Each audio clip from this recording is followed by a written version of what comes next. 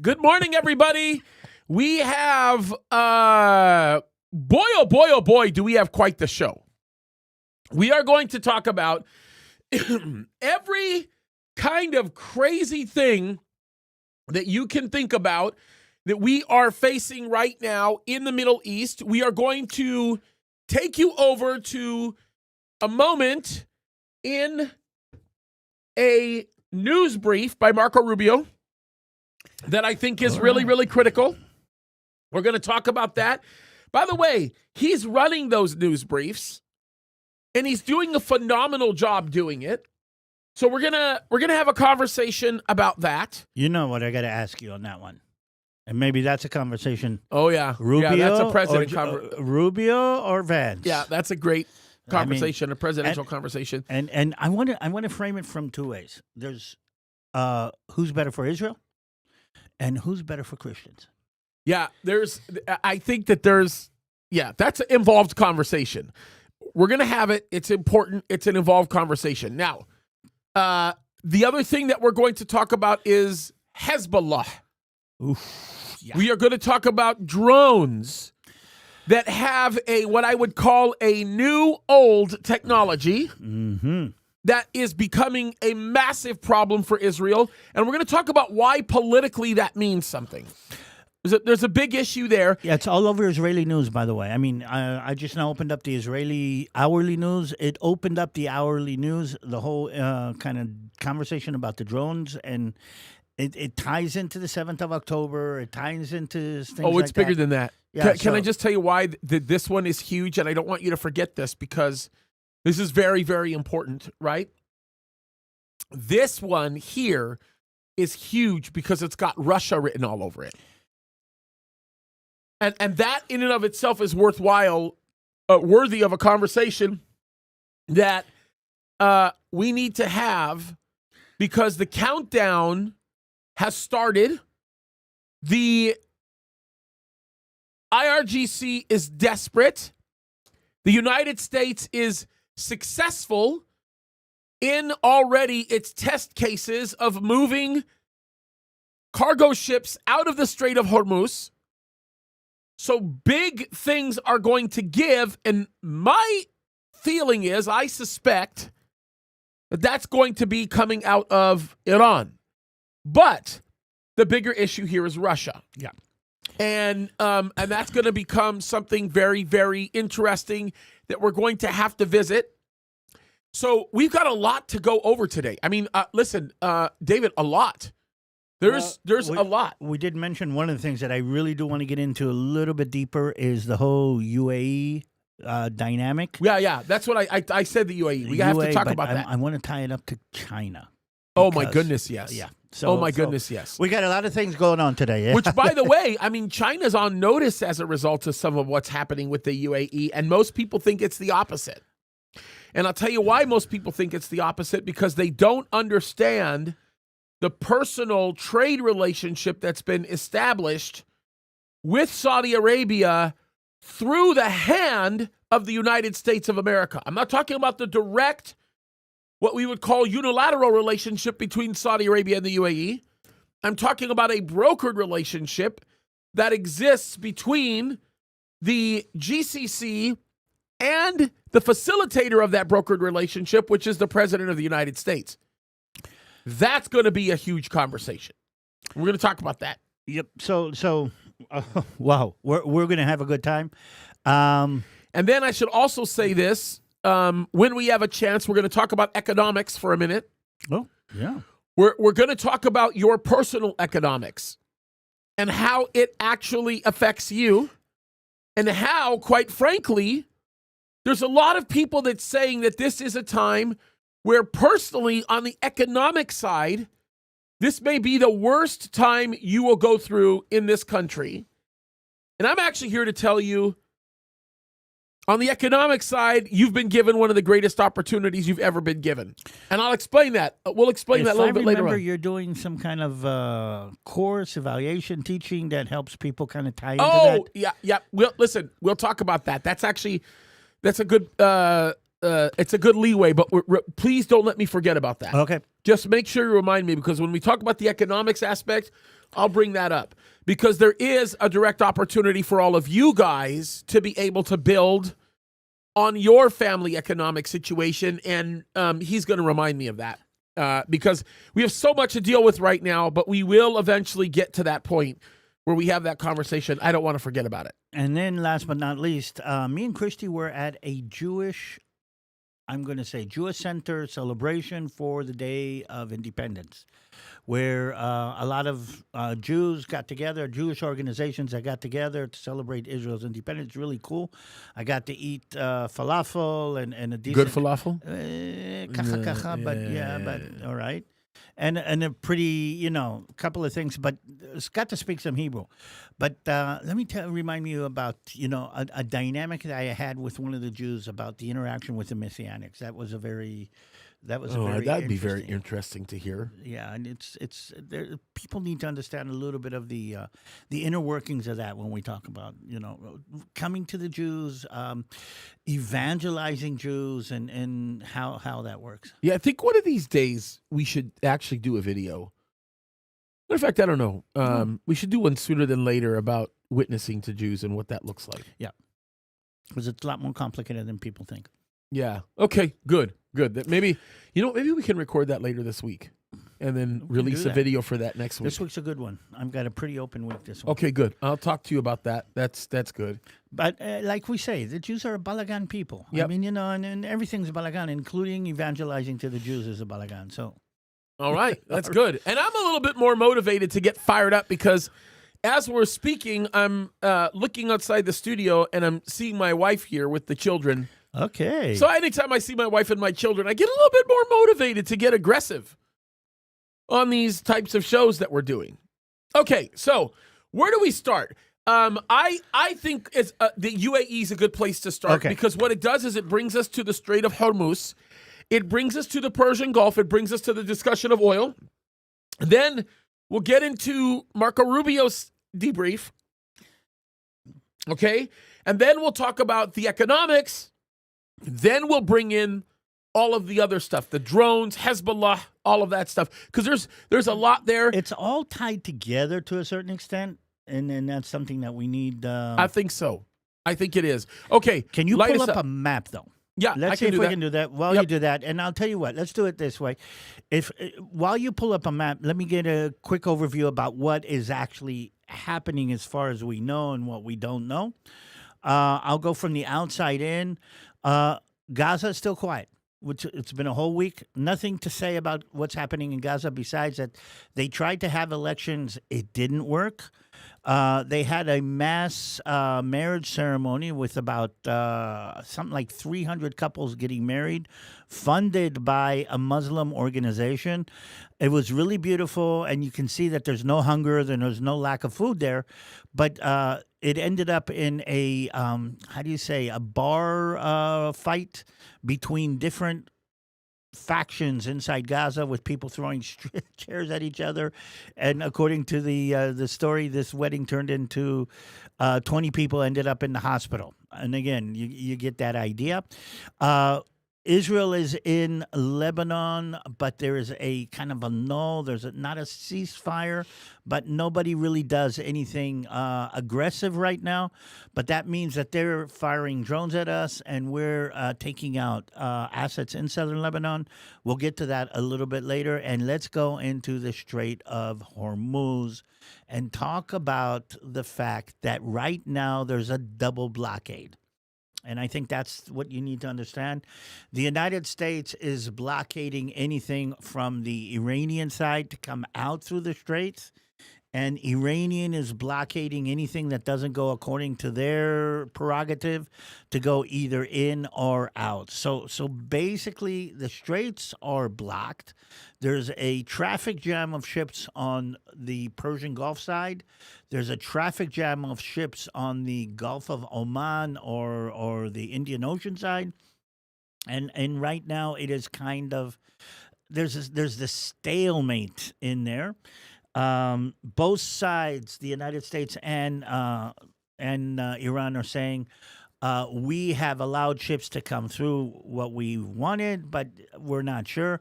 The United States says that it has kind of sent a couple of ships through from the Indian Ocean side into the Persian Gulf side, from the right side to the left side. Iran has said that they have allowed a couple of ships out from the Persian Gulf to the other, but basically there's a whole stop in there.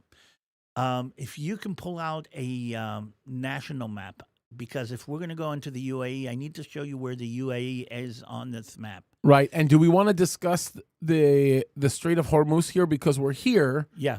No, that's going to connect to that. I mean, just give me. Okay. Can I say? I can pull out the satellite photo here for a second. The satellite photo kind of makes it a little bit more realistic. And let's zoom in a little bit. Okay, zoom in on the UAE. Well, zoom in, and just zoom in a little bit to. Where am I zooming in? Out, right there. Let's leave it there. Okay. We're going to talk about the United Arab Emirates, the UAE. The UAE is slowly becoming the, I'm going to say, the less militant, the more pro-West, more pro-Israel element of the Persian Gulf nations. Until now, it has definitely been more pro-Israel. It is a counterbalance of the more militant Qatar. You can see the Qatar over there on the left side of the map. By the way, can I also say this? Please say. I want to interrupt it in one aspect because I think this is very, very important. Okay, the UAE isn't just a nation that's friendly to Israel. We know that because of the Abraham Accords. That's nothing that should surprise us. But the UAE, and please, you need to understand them as this: the UAE is beyond a shadow of a doubt, and you get this embedded within your heart so you understand the mechanics of it.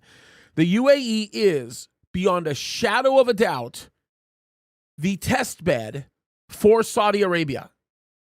Whatever anybody wants to think, they look at the difficulties that exist right now between the Saudis and the UAE.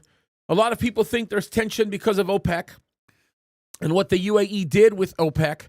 But I just need everybody to understand that even on the OPEC withdrawal of the UAE, that was a testbed action, I believe, either being allowed by or encouraged by Saudi Arabia.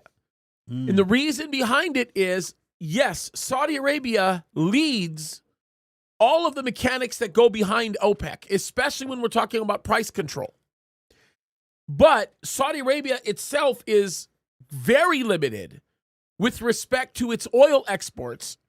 Even on the Red Sea side, accelerating their ability to be able to do it, they're still very limited because they have to bind themselves to the rules of OPEC, OPEC Plus, and even the boundaries that exist created by BRICS.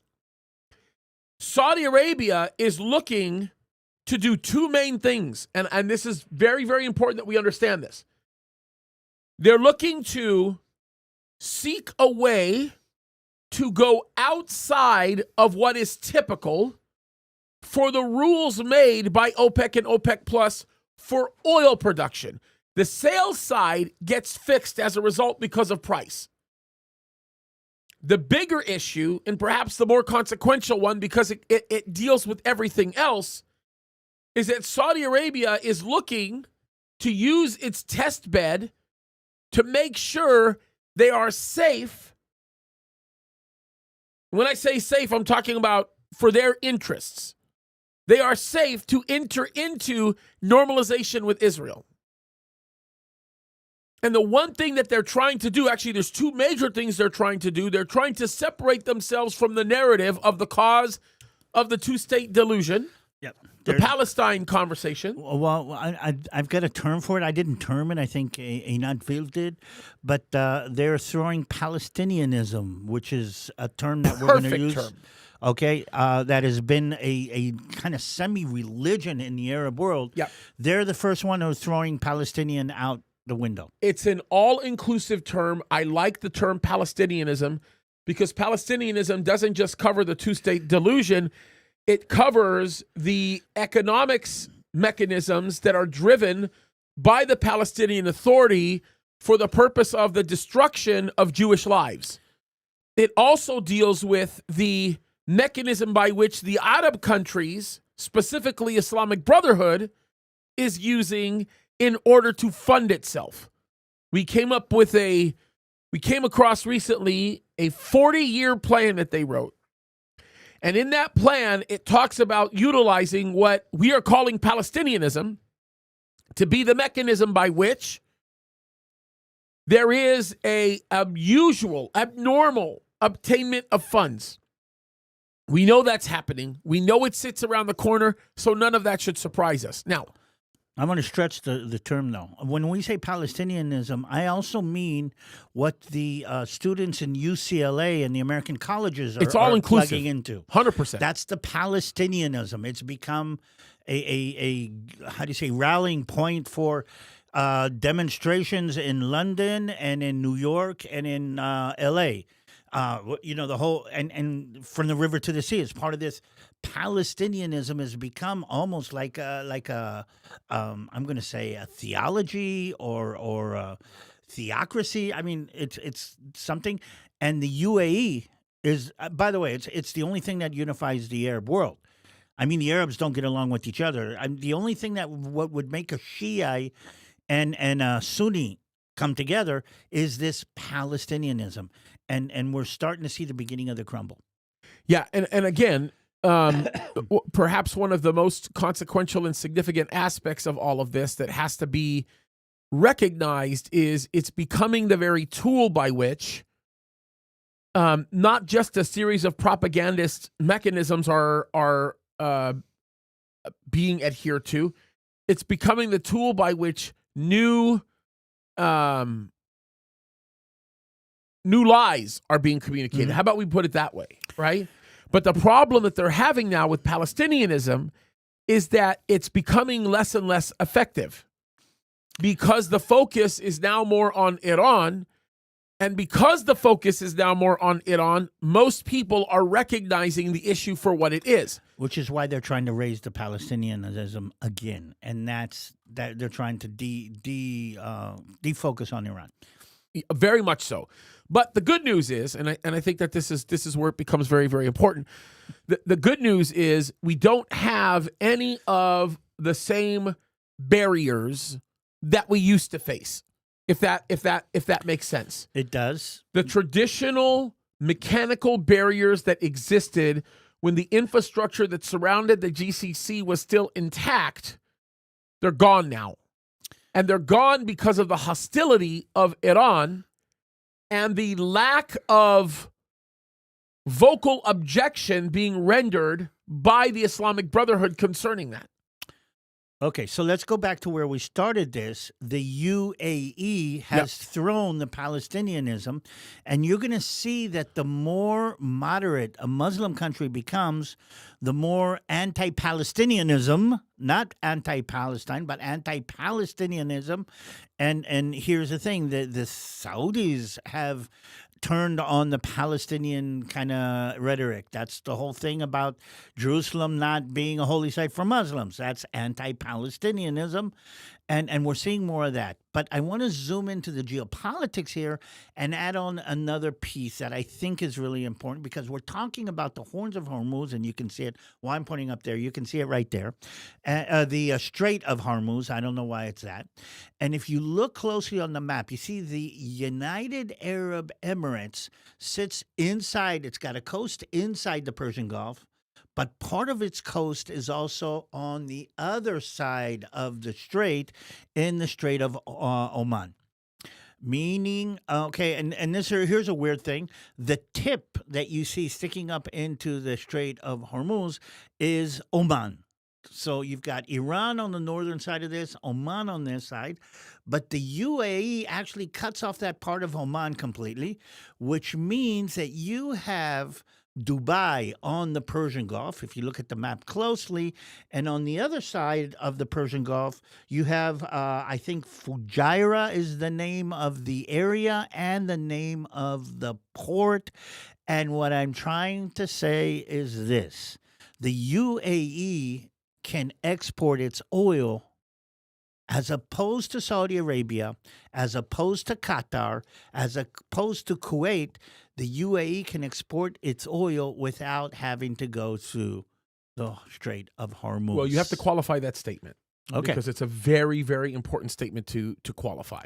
Okay. You're right. In one sense, you're absolutely right. Because if you think about it, okay, you have the UAE right here. I'm going to wave this. Okay.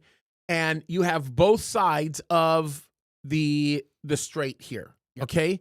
And you can easily see how remarkable it would be for the UAE to be able to do what they're doing in terms of oil. This is the area that he's talking about right here. This little area, which, by the way, ironically, without getting into a whole bunch of details here, this little strip right here, if you're looking at my mouse, okay, this little strip right here has always been made for shipping. Yeah. With respect to the United Arab Emirates, the one thing you have to understand with the UAE is much of their oil production is south. Yeah. It's not close to the Persian Gulf. So they have always shipped their oil from the Gulf of Oman instead of from the Persian Gulf. Those are two distinctions that need to be understood. By the way, they have some major pipe Huge. lines that go from one side to the other. Yeah, huge. So what happens is this. So there's a couple things you should know about these operations. And I'm glad you mentioned that.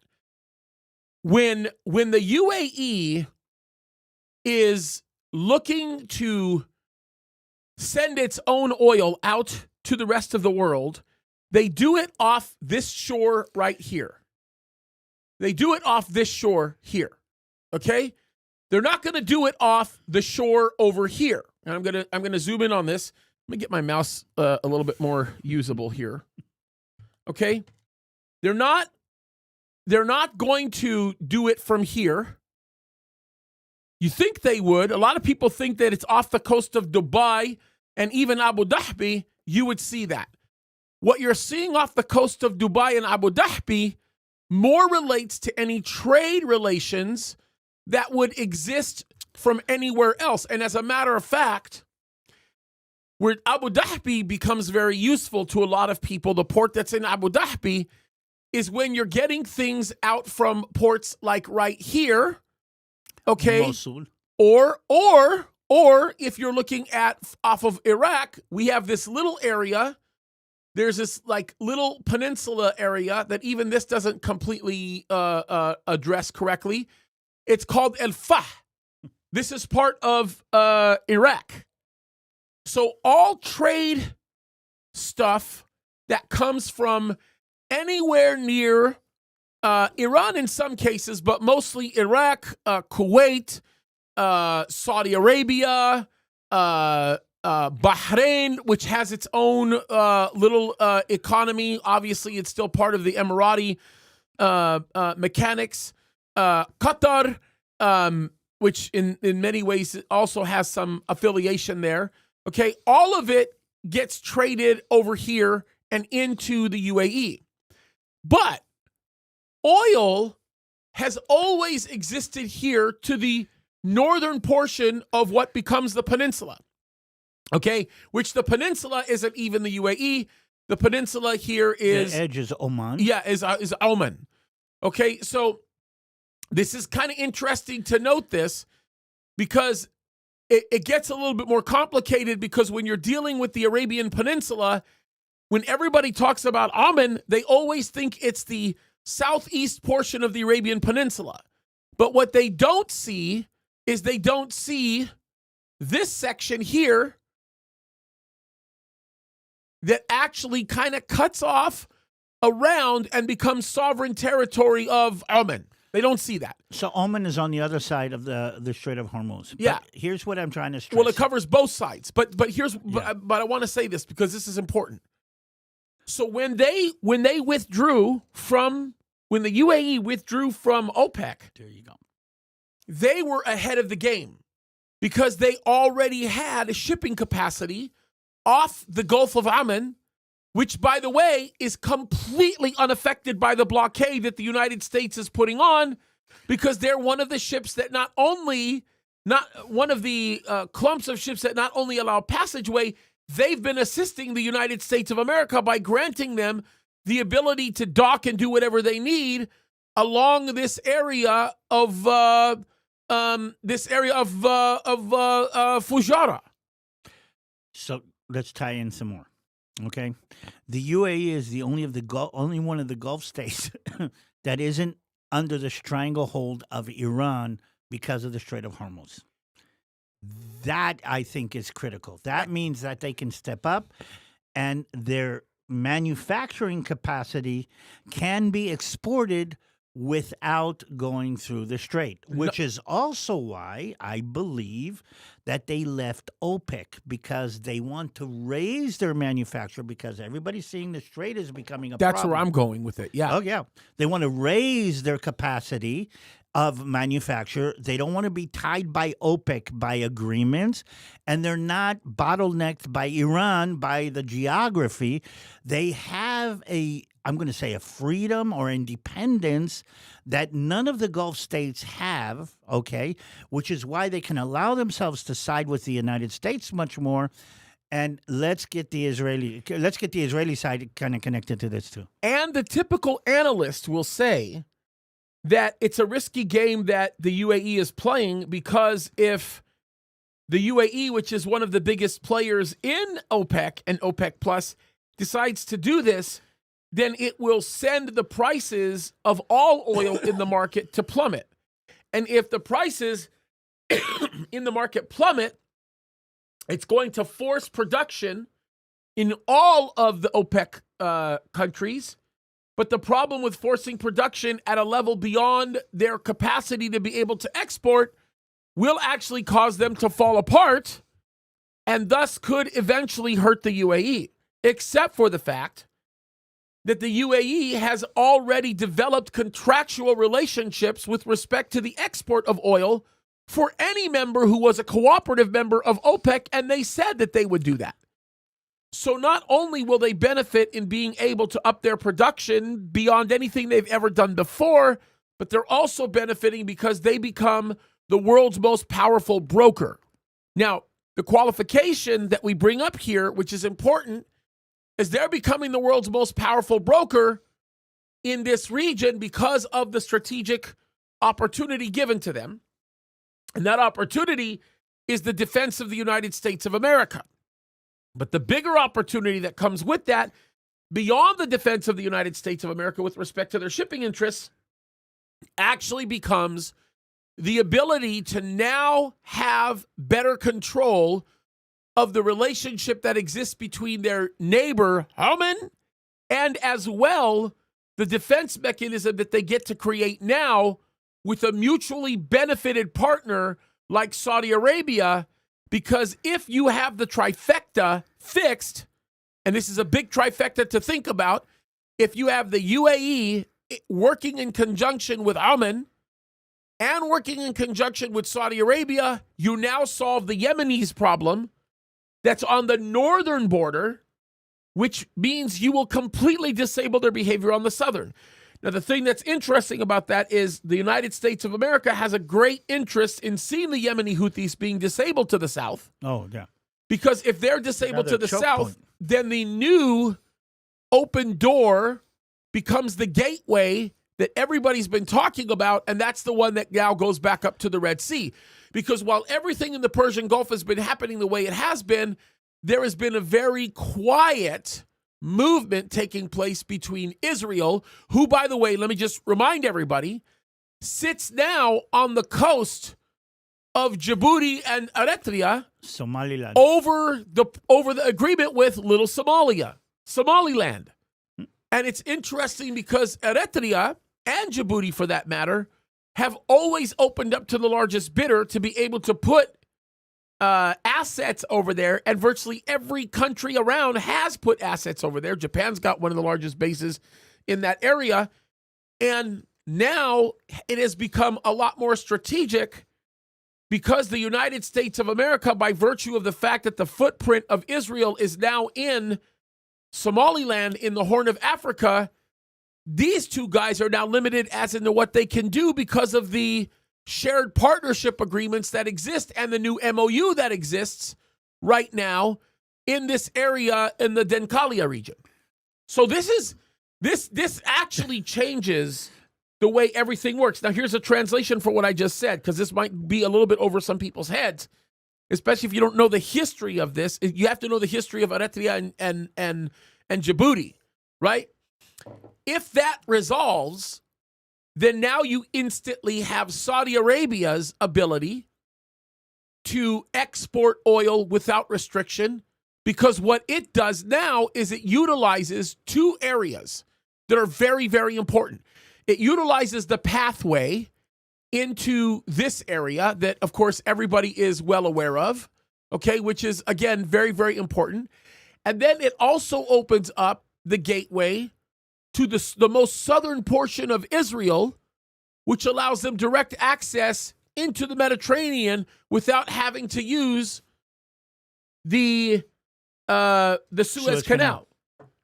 So Saudi Arabia has an incredibly important opportunity to become viably rich, while at the same time no longer becoming the king of the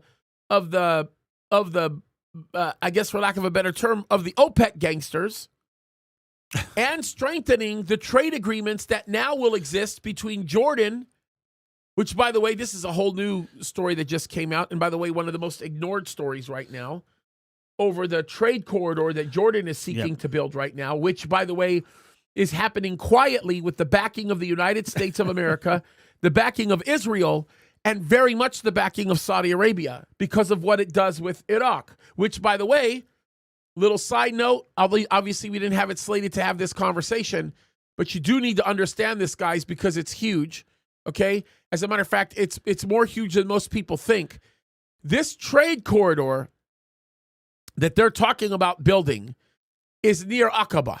Okay, so let me see. Yeah. I know. I'm trying to find the river pathway in Aqaba. You know what I'm talking about? Yeah. Near Petra. Yeah.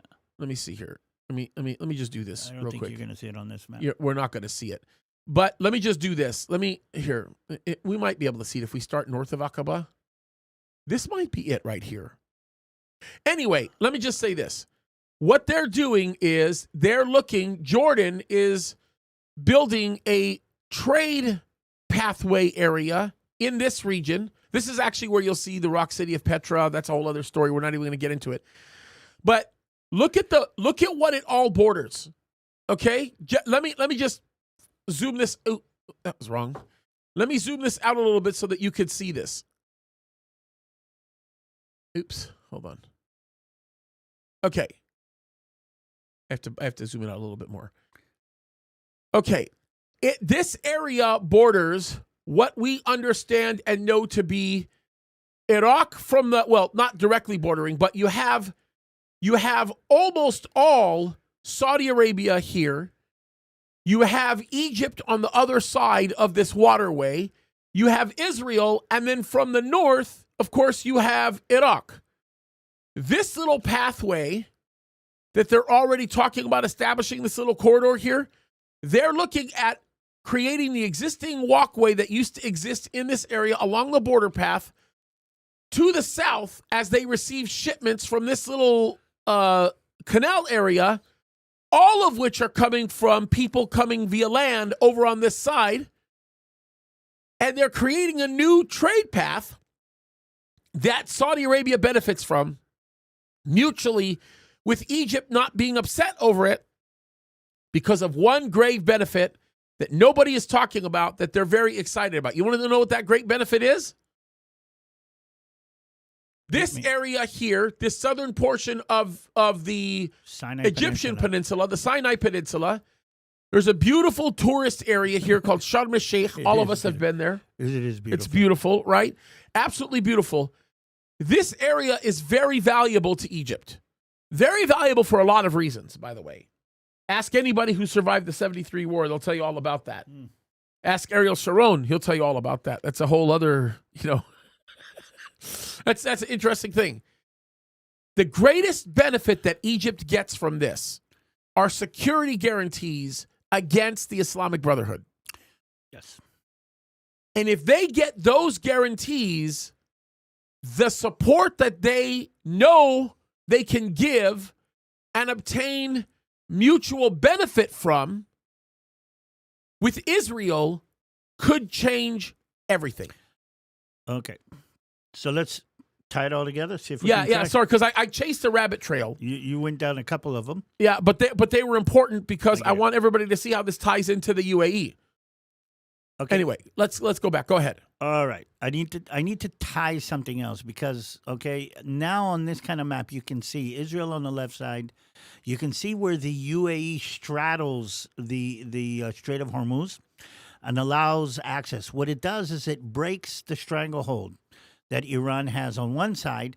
They're leaving OPEC broke the stranglehold that the Saudi Arabia and the Gulf states had on the other side.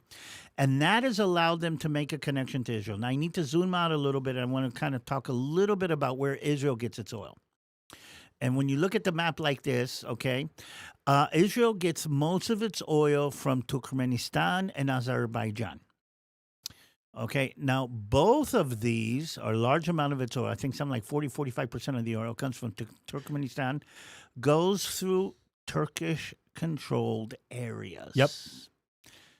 A connection between UAE and Israel will allow a supply of oil, to Israel that can't be turned off by Iran on the Strait of Hormuz. Yep.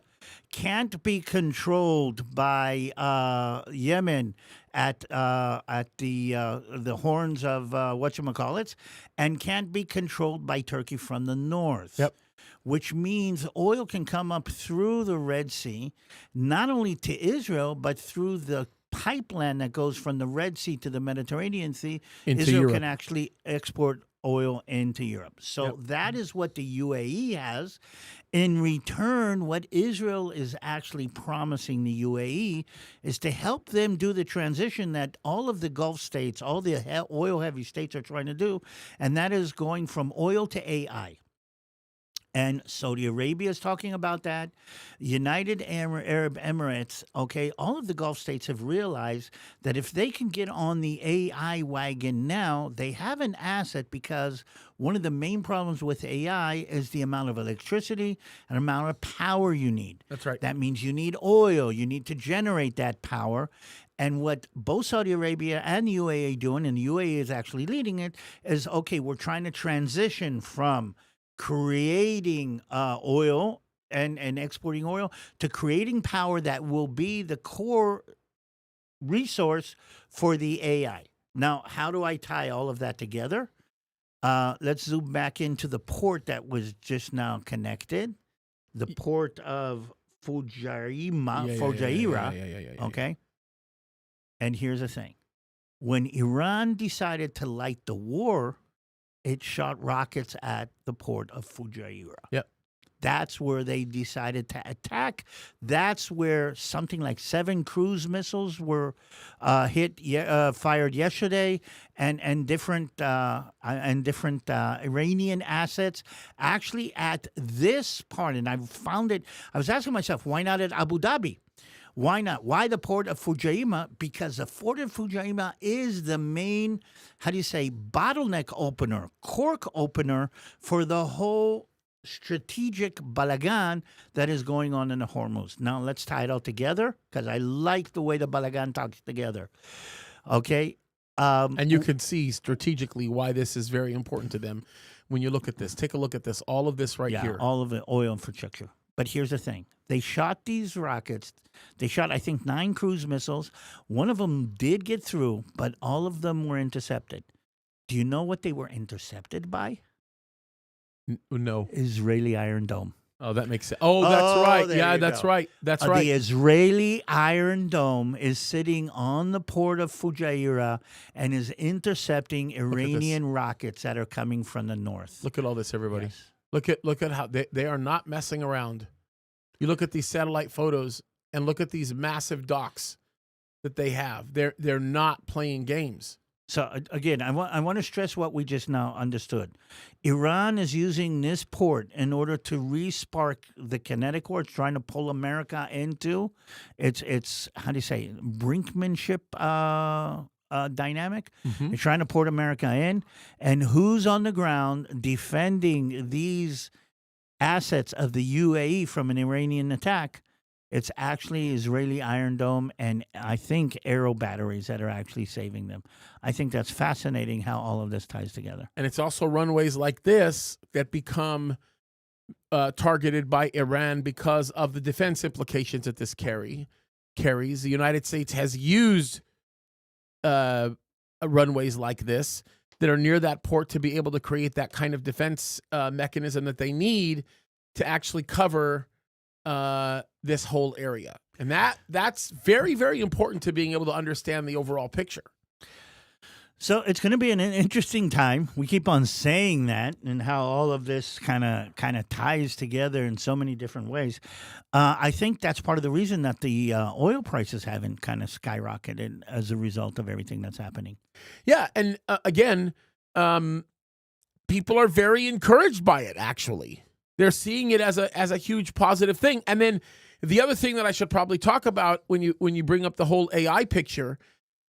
And this is the one that I think is probably also very, very, very major, and that is the fact that the plan that the president had put together to encourage AI data centers to be powered by their own power is also a mechanism by which an implementation is around the corner for people like Saudi Arabia. We just signed a memorandum. And Saudi Arabia is now going to be authorized to become a nuclear power country. But here's the thing that a lot of people don't completely connect. And that is the fact that Saudi Arabia will not be a nuclear powered country through nuclear enrichment or the production of nuclear material. They will become a nuclear powered country by the purchase and import of nuclear material that's enriched to 3%. This is, by the way, the strategy of the Trump organization. The Trump organization, the Trump administration says, we have no problem countries around the world becoming nuclear countries. So long as they're not doing the enriching, so long as they're not doing the, all of the uranium handling and all that, so long as they are getting that material exported by other nuclear countries. Now, let me tell you the genius of this. The genius of this is remarkable because it now makes nuclear production at the lower enriched level a bigger asset than oil even is. It gives those countries the ability to earn an insane amount of money residually because that level of nuclear material production is easy for countries that have been doing it for a long time. Then they'll be able to take that nuclear material and they'll be able to sell it. And at the same time, they become the customer service representatives to maintain it. And they end up making a ton of money. And the exchange mechanism by which they gain even greater benefit is the data centers that are now being powered by that nuclear infrastructure provide a beneficiary to the rest of the community in that they get to produce income because they're also providing power for communities around them.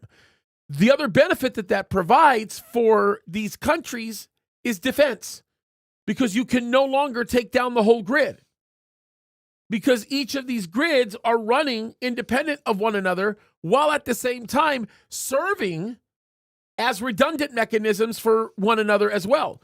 So if let's just say some main power grid got blown up, most customers wouldn't be affected by it because the redundancies in those nuclear plants by the AI buildings fix the problem.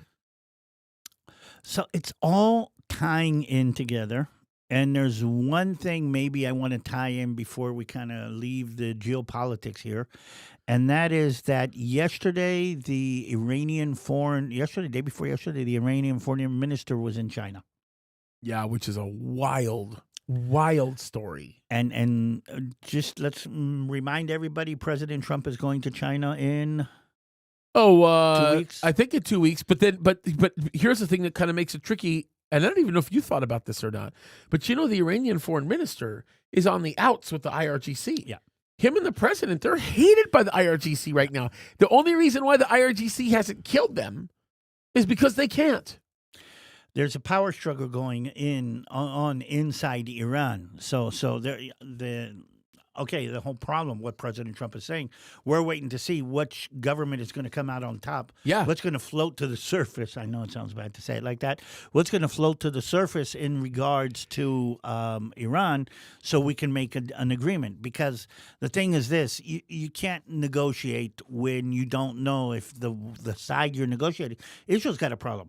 I mean, this is kind of in a nutshell the same problem we have with Lebanon. We can reach an agreement with Lebanon tomorrow. But if you have a factor inside Lebanon that is not going to agree or to uphold the agreement, what does it matter if you make agreement with Lebanon? Yeah, that's right. And we're seeing that, by the way, in Iran. We're seeing that in Lebanon. We're seeing that with Hamas in Gaza. Yep. Okay, 100%. or with the Palestinians. I mean, Israel is saying to the Palestinians, any agreement we make with you, if the Hamas is going to overturn it, then what good is it to make an agreement with you? And we're seeing more and more. President Trump said that very clearly. I think that's one of the reasons he didn't get an agreement. Though I just now saw Al Jazeera put out the list of demands that Iran put out for the agreement, and you're saying, where do they live? But they're weakening. See, the thing is this third time they call the president and say we have a new proposal. They're now beginning to flex on the things they said they would never flex on.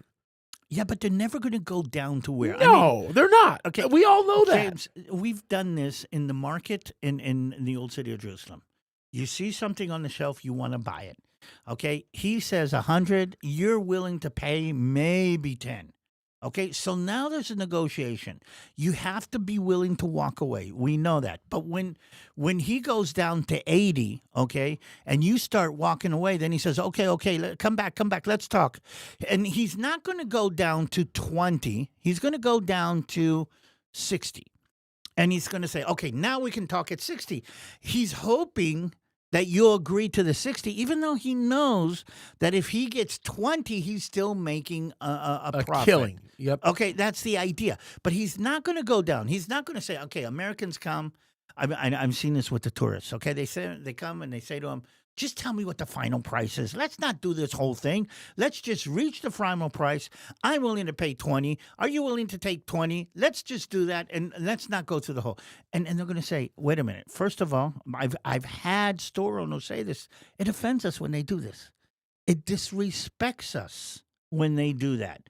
We need to haggle. We need to show that we have power. We'll give up a little bit of the power, but if we hand over the final price, we have no honor and no power. Yeah, that's right. And here is a part of this that I think people in the Middle East understand. Israelis understand this totally. I don't think people in the West really understand that this is a haggling process. I know it sounds weird to say it, but there's a haggling that's going on over control of the Strait of Hormuz and everything that comes with it, or over the control of the nuclear ability or capability and everything that comes with it. And that's what's going on. That's why I don't think it's going to end soon. Yeah. If it does end soon, it will end soon because of the overwhelming force that's utilized that completely disables any capacity that they have left. So although you'll continue to hear the barking, you won't see any more biting.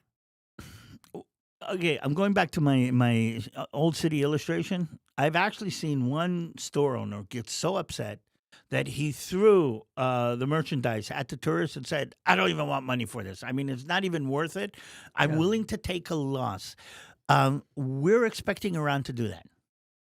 I don't think they're there yet. Yeah, I would agree. I don't think they're there yet. I think you're right. I met with somebody from Iran yesterday, and she said that as far as she understands from inside, they're not willing to call uncle the way President Trump says. Wow. They're not willing to throw in the towel yet, and it's going to take a while. And I guess the question is like, what faction is it that's not willing? I mean, I know that they're the hardliner IRGCers, But that in and of itself creates a set of circumstances that might be difficult to be able to discern.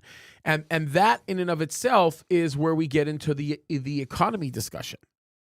Because with the economy discussion, contrary to popular belief, what that's doing is it's creating remarkable opportunity for people that are aware of what's happening, and literally doomsday scenarios for people that don't know what's happening. Oh, the doomsday scenarios. Oh, I mean, I'm looking at some of the things that come out in the media. By the way, even Israeli media, we have some of our elements. I mean, I don't know if you know what Haaretz, if you read Haaretz anytime recently. But I mean, why? I mean, what? You're reading the liars. No, the doomsday, and this is going to be the America's going to be drawn into this, and this is going to be the end of civilization. And I don't know how many times I've heard commenters saying this is going to bring on World War III and so forth and so on. I don't, why is there so much internal hatred of ourself? It's like, you never go away against your family. I mean, the Arabs don't. Muslims don't. Jews usually don't. Well, that's not true. Yeah, I mean, to a degree. Okay, so let's talk. Out of curiosity, I know this might cause me to go off the rails a little bit, but what did Haddad say regarding the economy aspect?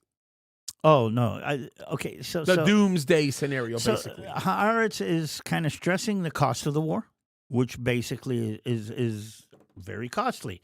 It's stressing the sacrifice of a whole generation of reservists. By the way, young armies and reservists, and they're stressing this is never going to be solved. We're never going to solve the problem with the Iranians. It's never going to happen.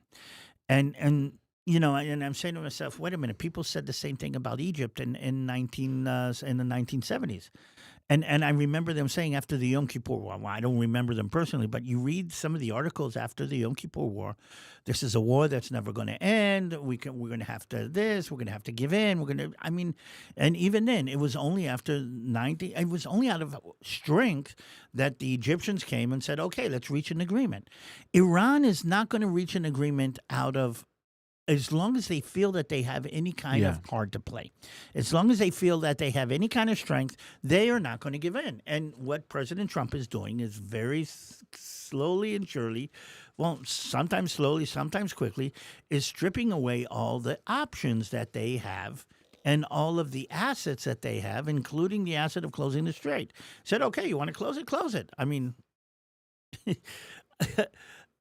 But I think there's a bigger issue here to talk about. Okay. And that is, just like you had said, there's that doomsday scenario that you heard on Haaretz and some of these other insane. By the way, CNN. Yeah, CNN. Come on, but CNN. Look at them.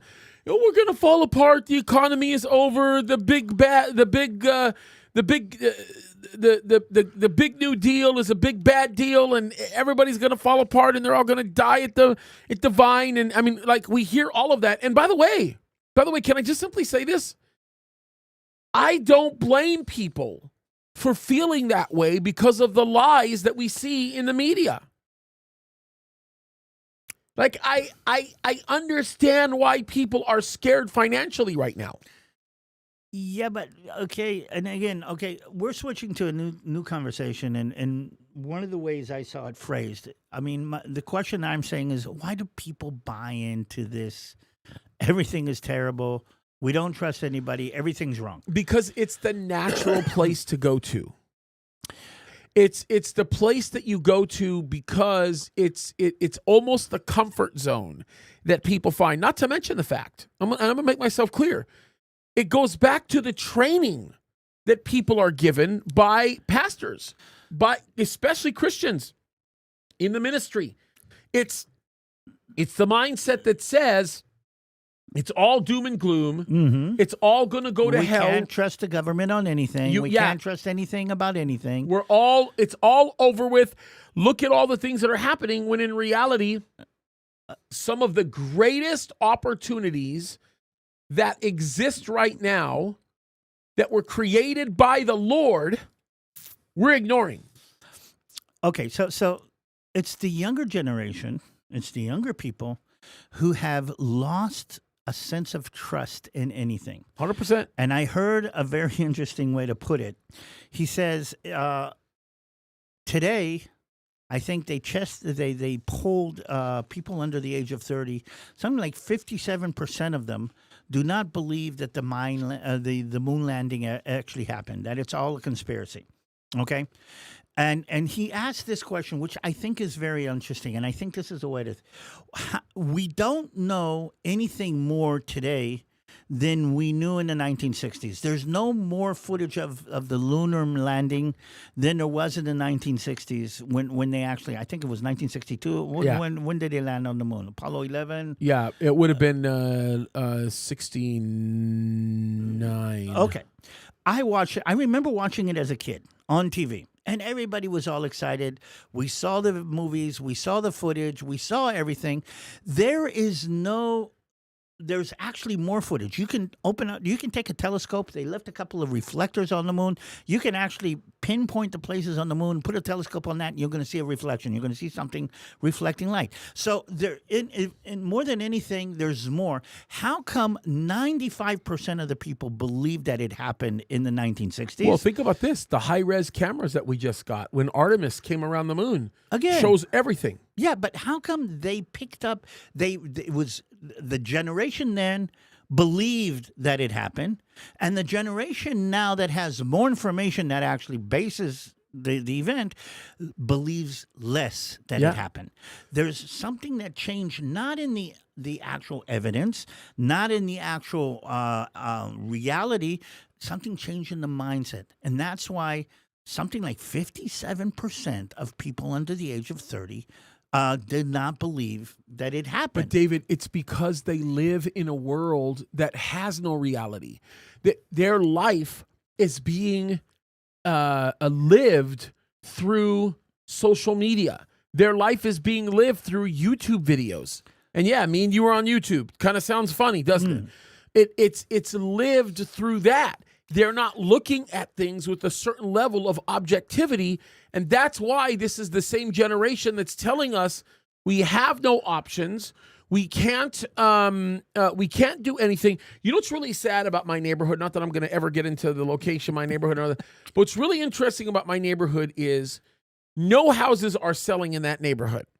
The only time houses get sold in that neighborhood is when the older generation in that home passes away and it gets left for the younger generation. And you know what the younger generation is doing? The younger generation is selling quickly the home that they have, liquefying their assets, only to take the money and be consumers with it. Yep. Meaning to take the money, throw it in their savings account, which let me give you some perspective on this. This will shock you. Like this will blow your mind, okay? Probably not you because you're not ignorant. But it is important to understand this, right? Okay, look. Let's just pretend in the year 2000, okay? When President Trump left office, you bought a home in Southern California in a better neighborhood. Let's say $500,000. Let's say you bought it for $500,000, $500,000. Okay, now let's lay out this scenario. Let's make it even more real. Let's say you're a young Gen Zer, and your grandma, your father, somebody in your family dies, and leaves with you that home that's worth $500,000. And let's say you take that home right now. Sell it. No, in 2000, you took it and you sold it. You put $500,000 in your bank account. Now, let's pretend right now you did nothing with that $500,000. You just left it in your savings. That $500,000 now has the buying power. Brace yourself. Ready? Brace yourself today. Today, of $290,000. Gee. So you've lost in value. You've lost in value $200,000 because you sold the house and you put the rest in your savings account. And by the way, that takes into account all of the interest you're earning in the bank account, assuming you're earning, average interest. That's not a fake number in the New Testament. But listen to this. No, I'm going to about take it a step further. Let's pretend you kept the house. Let's just say you kept the house. And you put, nobody occupied it. You just maintained it. Okay. It's empty, but you just maintained it. It's worth $750,000 today. Baloney. $1 million? The house today that you sold for $500,000, that you sold in 2020 for $500,000, in some neighborhoods, $2 million. Ooh. $2 million. Now let's take it a step further. Let's just say you held on to it. Nobody occupied the house. You maintained the furniture. You did nothing else. No one, you took care of the lawn. People thought somebody lived there, but nobody lived there. You did nothing with the house. And you started renting the house today. Owning the house outright. Mm-hmm. Do you know how much money you're making a month? In the specific neighborhood I'm thinking about? $8,000, $9,000? $8,000 a month. Yep. So let's get this straight. You're making $8,000 a month. You have the ability to refinance the home since you own it outright, pull a little bit of equity out of the house, start taking that money and investing it, let's just say, in the U.S. stock market. You had nothing in 2020. You had zero in 2020. You inherited the home. If you were to put it in the bank, you lost half your money at that time after selling it. But if you simply did that, you're not only a multimillionaire that is collecting $8,000 a month on rent, spending $1,000 of that on property tax, and then another $1,000 of that on the mortgage that you refinance to give yourself $500,000 to invest in the stock market, by which you are probably earning enough to double that money every single year. Well, don't come to me and tell me that I'm in dreamland, because I'm not.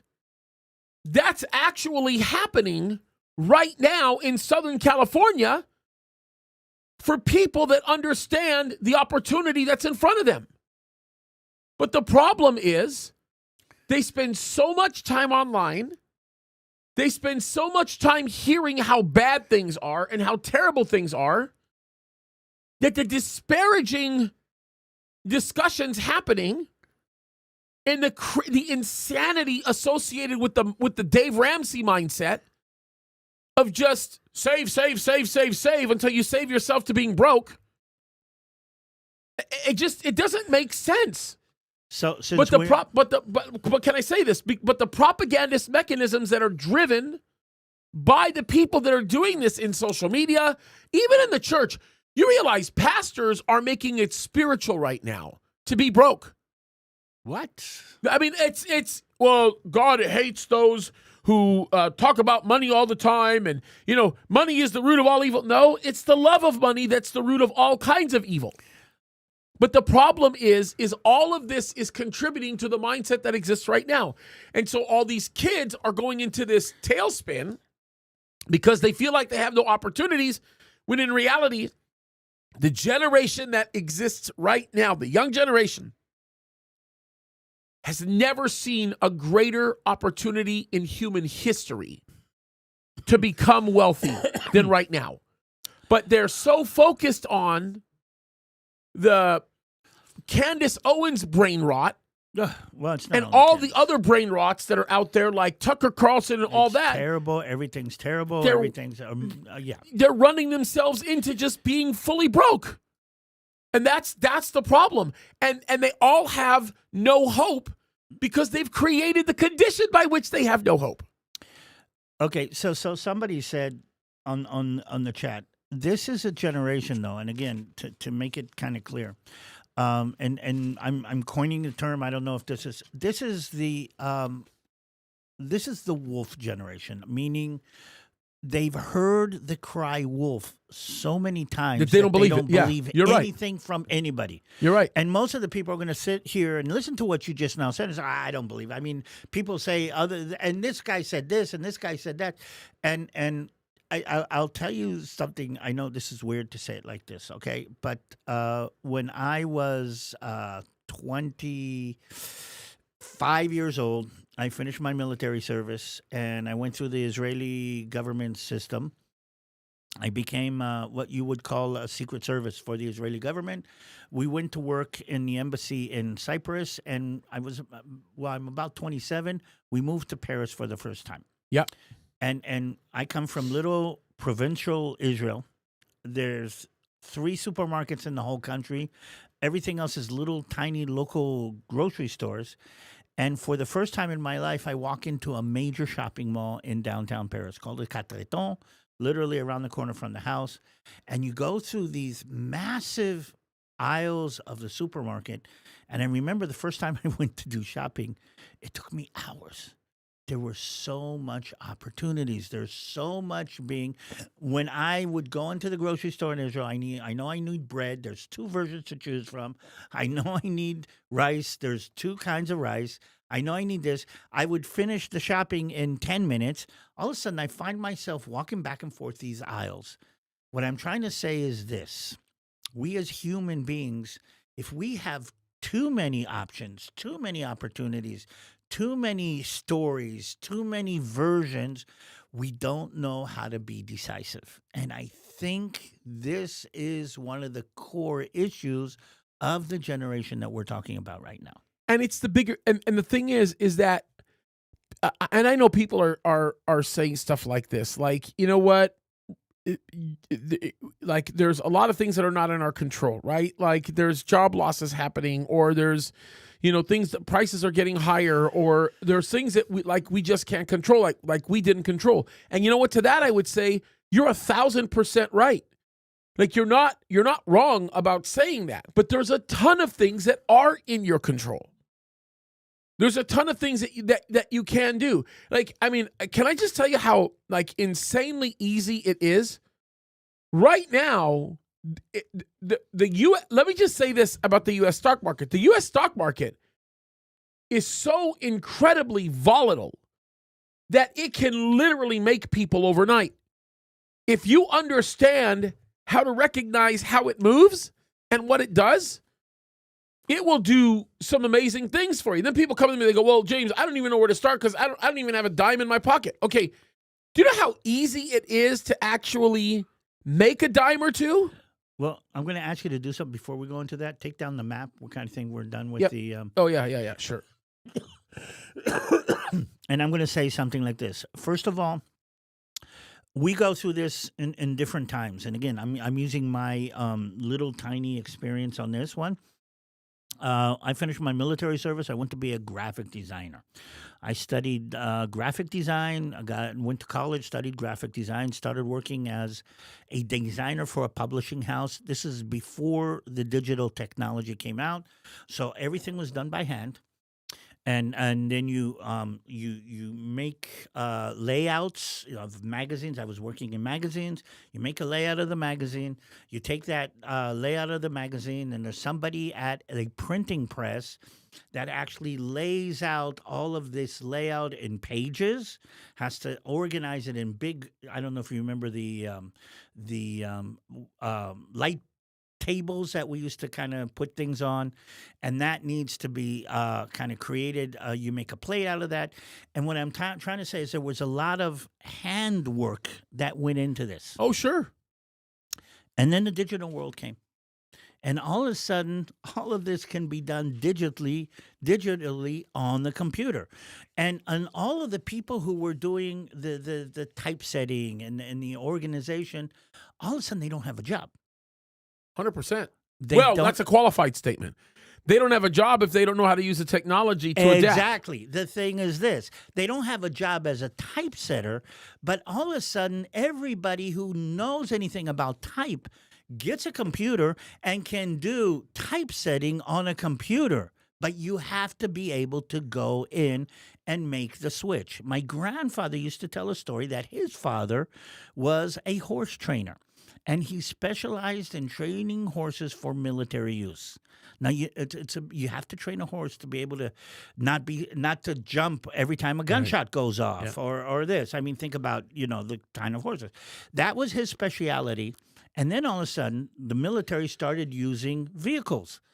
So now a whole business that was training horses for military use, where millions of dollars were being invested in creating the cavalry that we see in the movies. Now all of those people are without jobs. It's so but true. Get a driver's license and drive one of the trucks. So true. Again, so true. We're in this place again. AI is going to change everything. I mean, again, already has. Oh, it has, and content. I'm content, and I'm studying AI in order. Graphic design. I mean, if I can tell somebody, give me a picture of a man jumping off a cliff in southern Uganda, and the AI can create it. I don't need a photographer to go get that. I don't need a graphic designer to put it up. I mean, all of a sudden, all of these roles have gone. But again, use AI. And if you are not teaching yourself AI right now to be able to use as a tool. It's a tool. That's it. Yep, to I be agree. able to use as a tool, just like a computer. Like to be able email. To use as a tool. And here's the thing. Can I just say this? If you're watching right now this show and you're saying you don't use AI, you just don't know that you are. You are. Oh, totally. If you drive, you use AI. Look, everybody says that the jobs that are being taken right now are being taken by AI. No, they're being taken by people who know how to use AI. And let me make a recommendation. If you're not sure about what I'm talking about, then do something else. Go teach yourself how to be a plumber. Teach yourself how to be a mechanic. Sure. Teach yourself how to do some of the things that people do with their hands that will never be replaced by AI. Okay? My mother-in-law now has a leak in the backyard. And no AI in the world can come and fix that leak. No matter what happens, there's going to be a human being with his hands getting in the mud. And as time goes by, that ability will become more and more. So if you don't want to get into the AI world, you don't want to start using these modern tools, do the things that the modern tools cannot do, which there are still a few of the rare ones. Get ability on that, and that will allow you, because I'm telling you, there's no young plumbers. There's no young electricians. There's no young handyman who can do things like that. And that is going to be, as time goes by, a very, very interesting way to make money. Well, and then even this, like, I know because one of my dear, dear friends, and I love him with my whole heart. He's an amazing guy. Roger Wakefield. Some of you might know who he is. He has one of the largest, if not the largest, plumbing channel on YouTube. He has almost 1 million subscribers. Him and his son, Henry, amazing people. They're at the bleeding edge of technology, leak detection technology, by the way. They're doing some amazing things. But what gives them the bleeding edge over everybody else is, although they are tradesmen and they are the best at what they do, like literally the best at what they do, they can walk in and fix anything.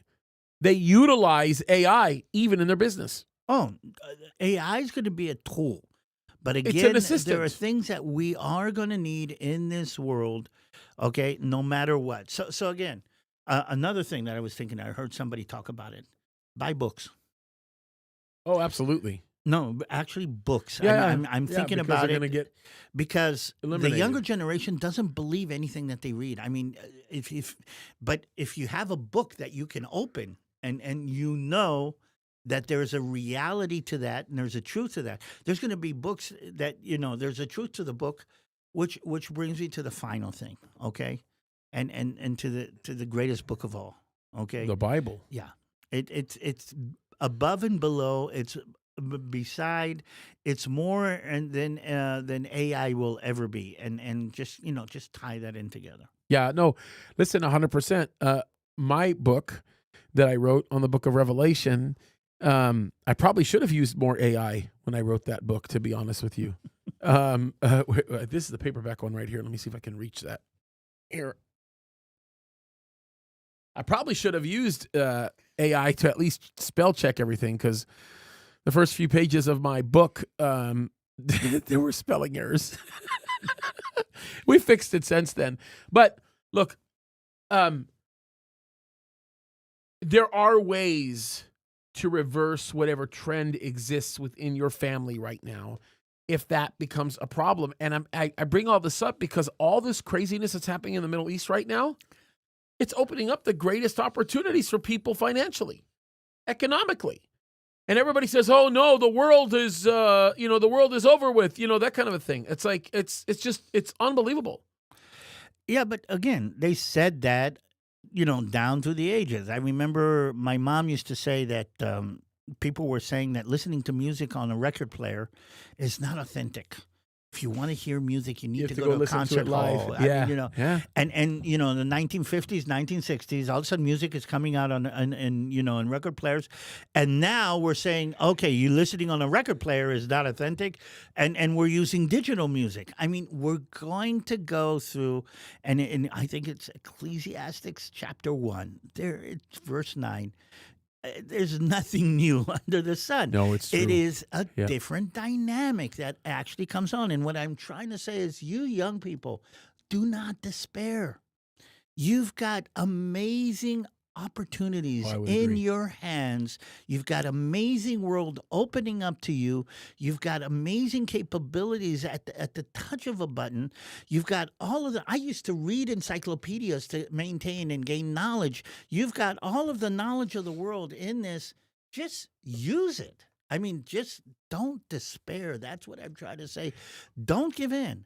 And there's lots of people that are out there that have done it, have been there, that are willing to hold your hand and teach you through it. Because sometimes it's better to take advantage of other people's time instead of taking advantage of losing your time. And we're all running out of time. Yeah. So we've got to do our best to be able to do it. That's why this year I've been very serious about pushing my friend David Mitchell's company. There you go. Because of what he does with teaching people how to trade in the stock market. I think that it's changed a lot of lives. You know what's funny? He was telling me this. We had a conversation recently, and he told me they've had over 100,000 students go through their school, many of whom have just had their lives completely changed. Just completely. And when I say completely changed, I mean completely changed to serve the Lord, to do things that make a difference for the kingdom. I'll give you a great example of this. In his city, okay, where he pastors a church, and the man is he's a very wealthy man. He owns 3 companies. He owns an oil company. He owns the stock education company. He owns an aerospace company. It's the aerospace company. I mean, they're launching rockets. They're in competition with Elon Musk. Okay, so he's doing very, very, very well, and it's interesting because in their city they recognize the fact that the public school system is destroying the minds of all of the children. Oh, there we go. So do you know what they've done for the last 18 years? They started a private school that gives everybody a world-class opportunity. World-class education. Best Bible teaching, best math, social studies, history, civics, every kind of subject. They have the best teachers, and they have the best class, the best education, all for free. Cool. They pay their teachers. They buy the curriculum. They do all of that. It's all free. It's all out of David's pocket. Two. Oh, that's a And way to they do have it. had thousands of kids go through that school. Hundreds of families go through that school. That would do it. Think about that. Now, would he have the ability to do something like that if God had not blessed him financially? Yeah, but God uses the people that are blessed financially in all kinds of places. Oh, I mean, but that's my point. That's my point. And I really do believe this. I really believe that every single person that's listening now and in the future has an opportunity to make a difference like that. I really believe that.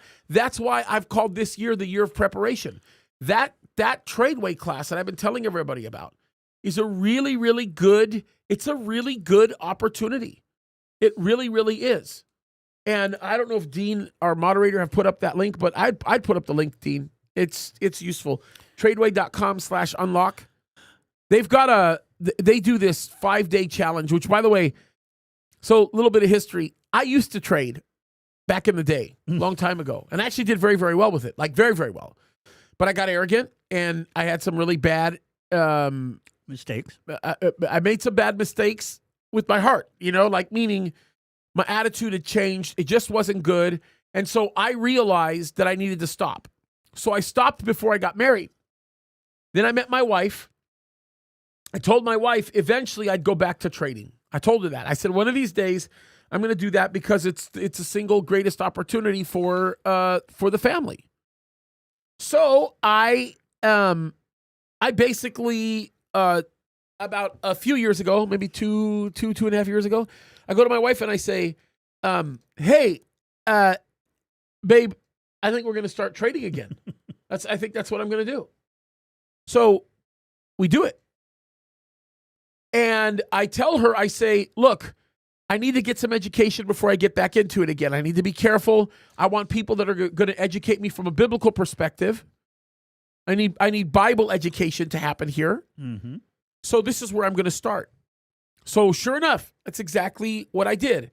Now, Tradeway at the time didn't have these 5-day challenge classes. They just had, you just go, you pay the man the money, a regular thing. I'm going to tell you this right now. I probably spent more money as a student than most students that have ever gone through those doors. Okay. But I made every dime of it back because I needed to. I knew the quality of education was really, really good because I'm actually reasonable at training. I'm actually pretty good at it. But I went to them when I saw how good their education was and how wonderful their program was. And I said, guys, I want to start telling the church about this. And I want to start telling people on YouTube about it. Let's put something together. Well, a lot of people watching us have children and grandchildren. I mean, push them towards this kind of dynamic. Which, by the way, if you sign up, this is another crazy thing with these guys. If you sign up for their class, your whole family that lives in your household gets it for free. Ooh. Okay. So they can watch the challenge with you for free. They get their own accounts for free. They can do all of that. Somebody said he's a balagan. Oh, by the way, did I read this right, guys? Or does it say, someone confirm this for me, Manny, if you can do it. Bart John broke his ankle. Can you tell me if that actually happened? I just saw it like fly by here. If you can confirm that for me. We'll pray for our dear brother. Holy smokes. Anyway. So we've gone through that one. What else do we want to cover today? Okay. Well, let's do this. Let's actually just pray for our dear brother right now who has an injured ankle. Lord, in the name of Jesus, Lord, we pray for healing. In the name of Jesus, Lord, we just pray that you would just touch that body, that you would heal it, Lord, completely, and that, Lord, you would just bring reconciliation physically. We love you, God, and thank you. We look to you, Lord. We trust you that you're the great healer. In Jesus' name, amen. And I know it hurts. I broke my ankle about 15 years ago. Oh, bro, I can't even imagine. I can't even imagine. Anyway, we should probably wrap this up because, I mean, we've been talking for a long time. Okay. But I would encourage you guys, like if you can think about it, it is a life-changing opportunity. This class, I think what they do is they charge like $97 to take the class, and then they'll give you your money back if you don't like it. I'm serious. They're that serious about it. So, like a lot of things, even education has become diversified. I mean, in the past, you needed to go to university and to get the knowledge and the expertise that you need in order to become educated. Today, the world is much, much different. But I will stress this, and I think probably Pastor James would agree with me on this one. Be careful who you allow to educate you. And we're Oh seeing man, that's so true. we're seeing that being abused and misused. I mean, just something that came across my feed true. a little while ago. Do you know that the United Arab Emirates and the Saudi Arabians do not send their children to be educated in American or English universities anymore? Yeah. Because they become, according to them, they get ruined. And they become Jew haters. They become become God haters. crazy. They become crazy. So education. I mean, even if the Saudi royal family is not sending its children to be educated in London because they're afraid that the kids will become radicalized in London and not in Saudi Arabia. I mean, Muslim radicalized. I mean, it's crazy. Yeah, no, 100%. 100%. 100%. So it does matter where you get your education. Yeah. And I will tell you, I've had people come to me, by the way, who've taken this class, this training class, that they say this. They say, I have got more Bible teaching in this training class than I have in church. That's cool. Which it's cool, but at the same time, That's it's sad. kind of sad, isn't it? Yeah. It's kind of sad. But I think that there's great opportunities. And you know what's even cool about these guys, too? These guys will tell you even how to get started if you have nothing to get started with. That's cool. They've transformed a lot of people's lives, bro, including people in our church. A lot of people in our church have had their lives transformed. Okay, so I'm going to kind of touch on this. I've heard pastors say that there is a problem with going down this route. As far as I can see, and you can correct me if I'm wrong. Yep. There's no conflict between being a Bible-loving, church-going supporter of your church and lover of Jesus and studying how to trade on the stock market. No, heck no. Heck no. As a matter of fact, if your pastor is doing his job, he's going to teach you to build the family enterprise. Any pastor that's doing his job is gonna teach you how to do that. I think it's super, super important. So I'm going to stress there shouldn't be any clash with using this as a way to upgrade yourself and upgrade your family, and kind of use whatever comes for the good of the Lord. Oh, 100%. I totally agree. And I think it's life-changing. I know lots of people that have come to me in the last 6 months or whatever and have said, I wish I knew about this earlier. If I had started this earlier. But the reality of it is you're doing it now, so it doesn't matter. You're doing what you need to do now. It's life-changing. And again, think about it. Is it easier to accomplish the mission that God has put in front of you when you have freedom to do it whenever you want to do it? Or is it harder? So I think that's the big deal here. We haven't talked about JD or Marco, and I think we got to talk about that too. You know what? Because we're watching. I mean, now I have a feeling that this is the crucial time where that decision is being made. Oh yeah, no, 100%. And man, and what time is it right now? We've been going for almost 2 hours. So let's do it next time. Yeah, well, we're going to Okay. have the JD Marco conversation. I will tell you guys this. Please go watch the news brief, the press conference that JD did. He did it in replacement of Caroline Levitt since Caroline's on maternity leave. He mastered that conference. Oh, He did an amazing job. Marco Rubio. I think he would make an incredible president. well, I'm wondering what's going to happen to Cuba if he does. Oh, I'm telling you, it's. I think Cuba's going to be done before he becomes president. Well, let's see. I think President Trump's going to take a run at that. Okay, let's do this. Let's take a couple of questions and let me acknowledge some of these insane super chats. By the way, my goodness, Jada, you are unbelievable. just the generosity. See, that's the other thing that this enables you to do. It enables you to become generous, like Jada is generous. Yes. I just the generosity is just insane. It's something special. Jada Parks, you're an amazing person, and thank you for your support. Let's go over a couple of these really quickly. Brad Brunn, he says, my buddy got a call from Iran asking for his G.I. Joe toys.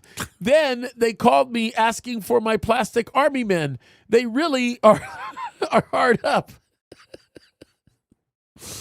Oh, man. Brad's going to get me busted.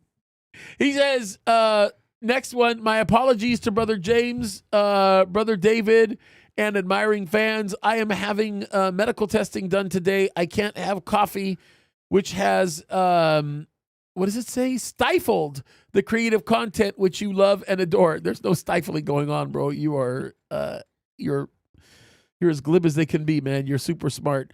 Okay, Todd H. Thank you, bro. James and David, you're incredibly generous. James and David, thank you so much for your insights.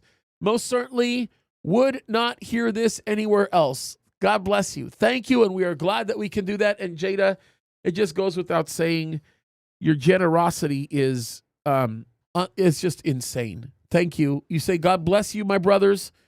You're amazing. Thank you. We had a good time. I mean, just the generosity of all of you guys is like wild. You want to take a couple questions, David? I didn't see any coming up. What do you see? I have not been paying attention. Guys, if you have any questions, we'll wait for like a minute and see if you have any. Let me see if there's any. Yeah, I do think President Trump could, in his schedule, do all that stuff. I mean, if there's anybody suited to be able to do it, it's definitely him. I mean, the guy's incredibly talented. And then for anybody's asking,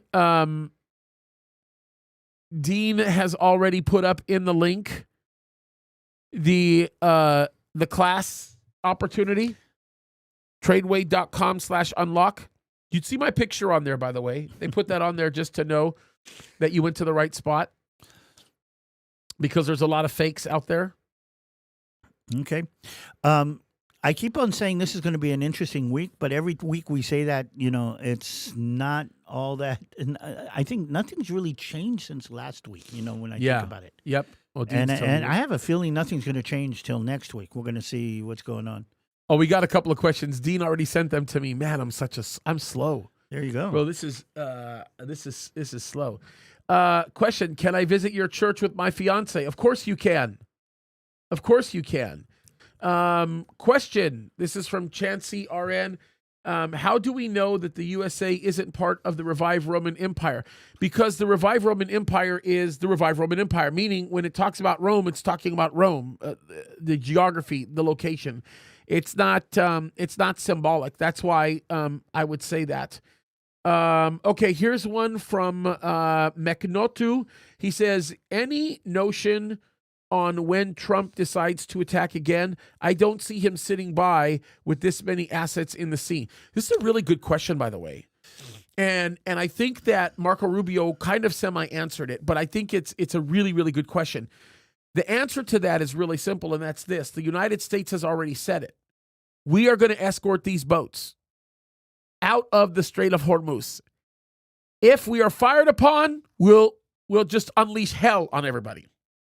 If we're not, we're all good. And I think that's what's going to happen. Yeah, so the answer is, if they're fired on, it's over with. It'll just happen. Okay, and then here's a question. This is an interesting one. This is from Shadowfax Charger. Well, does the Iranian railway line to China, listen to this, yeah, okay, have enough rolling stock tank cars to subvert the Hormuz Strait blockade of Karg Island? What a unbelievably good question. Okay. That's got to be one of the big winners. So go back to the map. Can we do that quickly and see if we can Sure. explain what we're talking about here? And this is a part of the issue. And let's get the Persian Gulf and China somewhere on the same screen. Okay, that's easy. We can. We're gonna have to zoom Out or yeah. just move left. I mean, or right. we're already kind of there if you think about it. Look here. Let me just do this. Yep, there you go. Yeah, I mean, this is China Okay. right here. Okay, So move a little bit more to the left. I want to see the South China Sea and the Persian Gulf at the same time. okay. Just left. Yeah. But give me a second. My mouse is not. See how it's not refreshing here? Oh yeah. That's the problem. See that? That's the uncooperative mouse. yeah. Let issues. me refresh this. I think refreshing it might be able. Okay, so while we're doing this, you see, the Persian Gulf is where the oil comes from. And part of the issue that we keep on talking about is the fact that the Strait of Hormuz actually is a bottleneck to getting oil out of the Persian Gulf and to the rest of the world. One of the main, customers of Persian Gulf oil is China. China has very little oil of its own, which means it imports, I think, something like 45 or 50% of the There we go. of their imports. Now, do you understand? China is a manufacturing center, meaning as opposed to the United States, that it is a creative center where we invent things and then sell them. China takes the things that we invent and sell and manufactures copies of them. So factories and manufacturing centers, which means that they need to get the oil and the resources to do that. And if you look at the map from the Persian Gulf to China, okay, the easiest route was to go out through the Strait of Hormuz, around the edge of India, through the corridor in Malaysia and up to China, and that was the fastest. And it turns out that super tankers are the most cost-efficient way to move large quantities of oil. Now look at the map and go up to the top of the map where you see Iran. And theoretically, you could go from Iran across Afghanistan, across either Pakistan or directly into China, and then a long land route that actually goes on rail from Iran to China. First of all, the distance is a little bit shorter, but no, it doesn't make sense to transfer oil on trains. Not even close. It doesn't come even close. You could argue whether transferring that distance on a pipeline would be a better idea, but trains in no way, shape, or form are going to take the pressure off Iran. Maybe And you know how we know that? Let me tell you how we know that. Look at Pakistan. Okay, look at the relationship of Pakistan to Iran. Okay, you'll realize very quickly that Iran actually borders Pakistan. Okay, what Iran is doing right now is they're begging Pakistan to go across their border with their oil cars so that Pakistan could load them and send them out. No joke. And the United States, because of its relationship with Pakistan, is willing to kind of pretend as though it's not happening. Why? Because it would take them months using trucks to fill up one tanker. So it does no good. No, I mean, again, the train is not the solution. The tankers are not, or the trucks are not the solution. And again, this is going to happen sometime soon. I'm curious to see what's going to happen in China with Trump and what's his name? Xi? It's going to be major. Mm-hmm. China's going to have to give up a lot of concessions. A lot of concessions. Okay, that's all we got time for. David, you want to close this up in prayer? Let's do this. Avinu Shabashamayim, we're thankful that we can sit here and from the security and the safety and the peacefulness, the usual peacefulness of this studio, to spread your word, to try to understand the mechanisms of what's going on in the Middle East and in connection to us, and to try to understand what our role is in all this. We just want to thank you for this opportunity. We thank you for the people who are listening and supporting this. And we just pray for your land, your people. We pray for the people in the Middle East and, in extension, everybody here in the United States. And we pray that more than anything, your will be done Yes. on this earth the way it is done in heaven. And we pray that in the name of Lord Jesus. Amen. Amen. All right, guys, we love you. God bless you. Keep fighting the good fight.